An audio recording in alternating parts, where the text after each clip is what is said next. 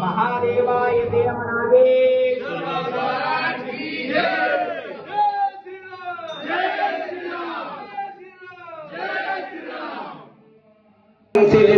तस्मात् जावया संजद्यं बरीकि प्रोक्षं पुरुषं जातमग्रतः तेन देव अजयत्साध्यारिकजस्वदे जलपुरुषेण मला असं वाटतं मंदिर असो मस्जिद असो हे सगळे सार्वजनिक ठिकाण आहे. तुषार कोण शंकराचार्य लागून गेला का आरामखोर? तो सांगणारा. एखादा जर मुस्लिम माणूस मंदिरात येऊन जर देवाचं दर्शन करत असेल त्याचं स्वागत करावं, त्याला का विरोध करावा?